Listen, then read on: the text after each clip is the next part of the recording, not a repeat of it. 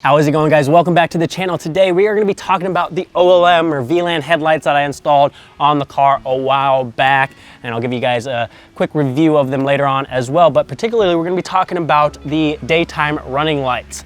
Like a lot of other people, I took the easy or lazy route and wired everything to the turn signal harness, and in doing so the sea lights don't actually light up as your daytime running light. I actually have to turn on the parking light to turn them on. I've gotten tired of doing so, but I do like the way they look. So we're gonna redo this and I'm gonna show you guys what I should have done instead of what I did.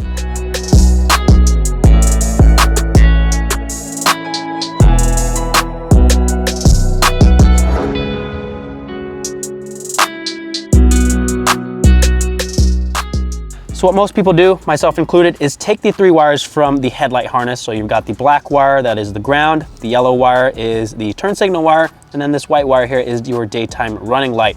And you splice that into the three wires on the turn signal harness, and it pretty much works. But like I said, the sea lights don't technically turn on as your daytime running lights, and you have to actually turn the stalk to turn them on. So what we're gonna do instead is disconnect that white wire from the harness. We're gonna leave the black and yellow wire because those work as intended. And we're gonna take the white wires and route them over to the fuse box on the passenger side. So as you can see here, I've got a female connector crimped onto the end of the white wire.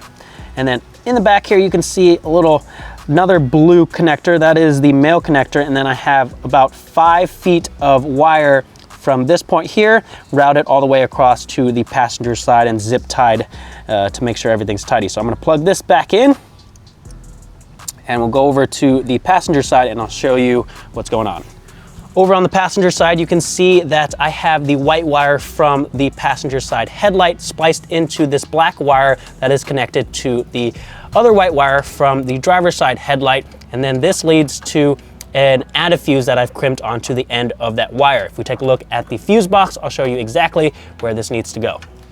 Once you've got all the wires routed over to the fuse box and the add a fuse crimped onto the end, make sure you've got a fuse in the top slot here. We're gonna install this into this empty slot here, which is next to the fuse for the wipers, which I think is a 30 amp fuse. So this will just slide right into place like so.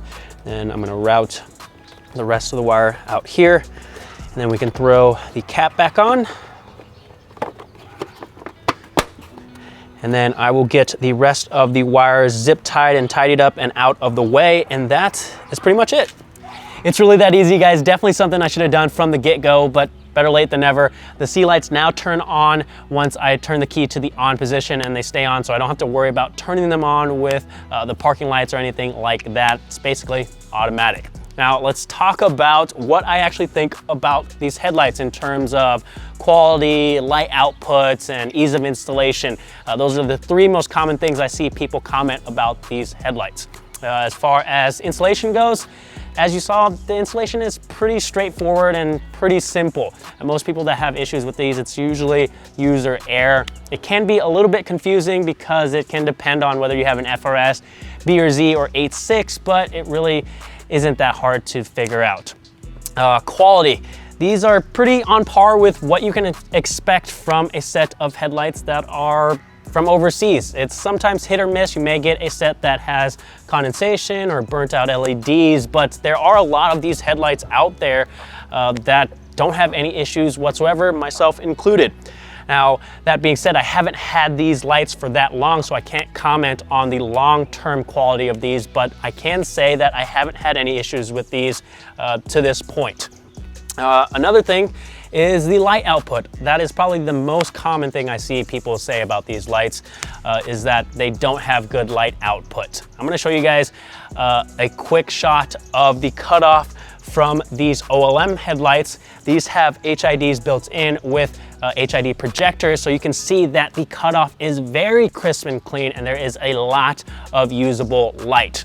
The problem is that a lot of people that get these lights, the VLAN lights from eBay or Amazon or wherever, those have halogen projectors in them, and then they in turn go and throw in some LED bulbs or HID bulbs into those halogen projectors, and those aren't meant to effectively spread out those that light into a usable beam pattern, so it's just not usable, and then they complain that, well, these lights suck and they have terrible visibility, and that's just not true. As you could see, I just showed you the cutoff pattern from the lights that are installed on the car. It's very crisp and clean, lots of usable light. The only thing I would say is that you do need to adjust these lights once you get them installed on the car. When I first installed them, they were pointed directly at the ground, so I needed to raise them up. But other than that, it's pretty simple. I really do enjoy these lights. I enjoy how they look. The sea lights look absolutely amazing, whether it's during the day or at night, and they are plenty bright as far as the HIDs go. Now that's the thing, the OLM lights, this is what makes them different. These come with HIDs pre-installed with HID projectors that are meant for HIDs, which is why you get that nice crisp cutoff and nice usable beam of light.